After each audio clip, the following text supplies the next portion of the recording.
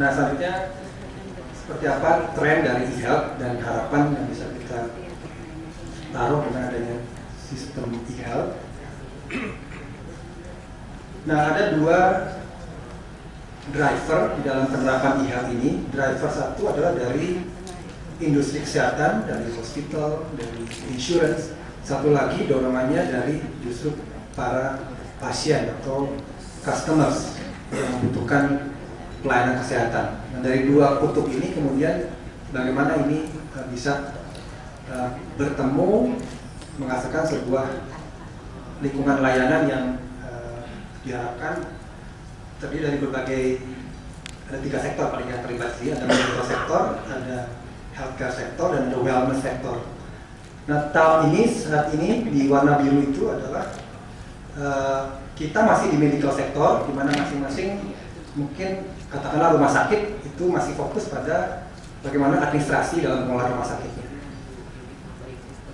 Yang berikutnya yang sudah ada di dalam industri kesehatan kita itu pengelolaan electronic health insurance untuk claim processing antara hospital dengan insurance company. Seperti di kami ada Admedica, itu antara yang memberikan third party administration untuk proses klaim dalam pelayanan kesehatan. Nah, Indonesia masih di warna biru ini. Nah, sementara industri secara rata-rata itu yang sudah maju adanya di tengah, bicara di healthcare sektor. Itu sudah berkembang di mana hospital information system sudah lebih fokus kepada pemanfaatan electronic medical record. Itu saya rasa saat ini kondisinya ada di tahap itu. Kemudian nanti ke depan diperkirakan dalam 3 tahun ke depan sudah mengarah kepada personal health record yang lebih personalized kepada masing-masing pasien atau customer.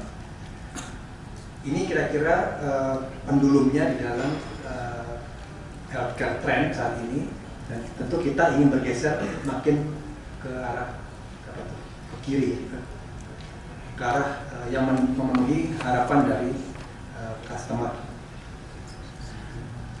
Nah, penerapan dari healthcare system tentu harus memiliki ekspektasi yang clear. Kita apa yang ingin kita tuju dulu? Dari semua objektif itu mana yang paling top priority? Nah, ini kalau digambarkan sebetulnya kalau dikelompokkan minimal ada tiga objektif besar dalam hal organisasi yang menerapkan healthcare. Satu, bagaimana bisa mendapatkan efisiensi di dalam administrasi pengelolaan sistem kesehatan. Yang kedua adalah bagaimana kualitas dari pelayanan kesehatan itu bisa ditingkatkan, bisa diberikan. Dan yang ketiga adalah capability-nya terus berkembang, semakin baik, semakin berkualitas. Kemampuan kita untuk bisa menghandling customer dalam jumlah besar semakin mampu untuk dikelola. Ini adalah menjadi tantangan di tahap ketiga. Mengelola ekspektasi bisa serial, satu dulu, kemudian kedua, ketiga, atau ingin tiga-tiganya bisa dilakukan, tapi tentu akan jauh lebih kompleks kalau tiga bergerak sekaligus. Tapi paling nggak sudah dimulai, mana fokus Paretonya mana dulu, yang lainnya kemudian mungkin juga dilakukan, tapi dalam effort yang berbeda resource yang dialokasikannya. Nah, kira-kira dari tiga inilah yang mendrive ekspektasinya apa, dan nanti harus diukur dengan jelas milestone-milestone-nya juga. Nah, kalau kita bicara dari tiga objektif, maka secara kesisteman banyak. Oleh karena itu harus dipilih dari daftar ini.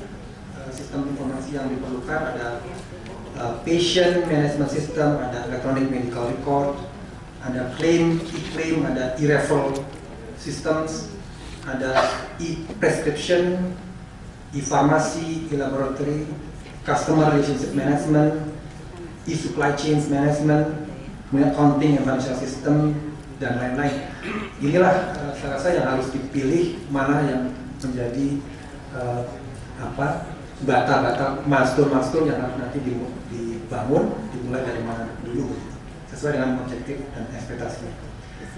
Nah, key success factor-nya mungkin kami sebut dengan PPTI, People, Process, Teknologi, dan Informasi. Jadi kalau kita menghadirkan sebuah sistem IT itu bukan masalah teknologi, karena kita sering mudah menyalahkan teknologinya. Sebetulnya itulah keterlibatan secara terintegrasi dari 4 hal itu. Masalah people-nya, bagaimana dari sisi top, C-level-nya atau pimpinan juga concern, dari sisi penyiapan sumber daya manusia yang nanti mengoperasikan juga harus sangat sangat baik begitu, sesuai dengan siapa nanti melakukan apa.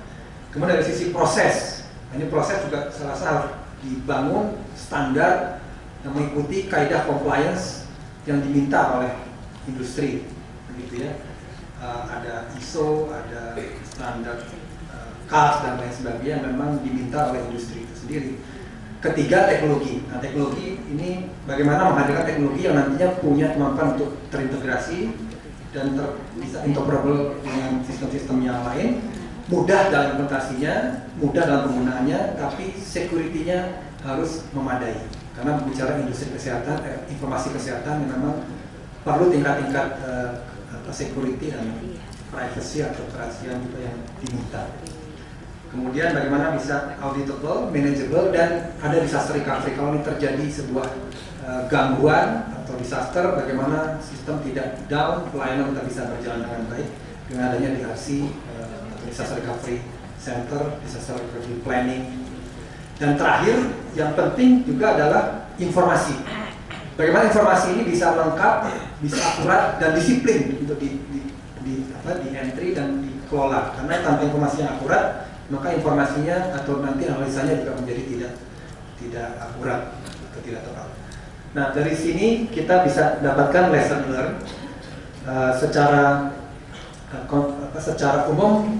Ada 3 main consideration. Pertama adalah bagaimana terjadi strategi integrity. Jadi kalau kita punya strategi, bagaimana strategi itu dalam eksekusinya juga lurus gitu. Mulai dari visi, misi sampai dia dieksekusi. Ini saya rasa kelemahan dalam di mana banyak perusahaan atau banyak inisiatif itu antara strategi dengan eksekusi kadang-kadang tidak lurus. Kemudian kedua, bagaimana kita bisa mengadop dan menerima teknologi di lingkungan atau stakeholder yang terkait, di dokter, di manajemen, medical staff, dan juga stakeholder yang lain. Dan yang terakhir, ketiga adalah tahapannya harus logical. Karena kalau tahapannya tidak logical, mungkin efektivitasnya juga akan tidak terlalu baik. Dan juga kriteria untuk mengukur sukses dari tiap tahap itu juga dimulai dari mana yang paling mudah tapi dampaknya paling terlihat. Itu saya rasa dimulai selalu begitu. Yang mana medium effort tapi dampaknya juga cukup besar. Jangan pilih yang susah dan dampaknya kecil. Itu saya rasa juga paling mungkin yang seperti itu tidak perlu dilakukan. Jadi kalau disimpulkan ada 5 critical komponen. Jadi memang ini kalau bicara penerapan IT itu adalah isu top, bukan isu karyawan, bukan isu staff, tapi harus merupakan komitmen dari top. Kemudian bagaimana kita punya tim, ya, tim atau champion tim yang nanti akan menerapkan ini, yang akan mengawal dari implementasi e-health atau ICT system. Yang ketiga, bagaimana kita bisa mendapatkan partner yang tepat. Karena kalau partnernya sendiri tidak tepat, begitu kita juga menjadi ikut lemah, karena mata rantai itu tergantung mana yang paling lemah. Keempat, tentu kesiapan organisasi dan juga change management yang bisa kita terapkan dengan disiplin dan istiqomah, gitu, harus terus dikawal dengan baik dengan sebuah project management yang betul-betul efektif.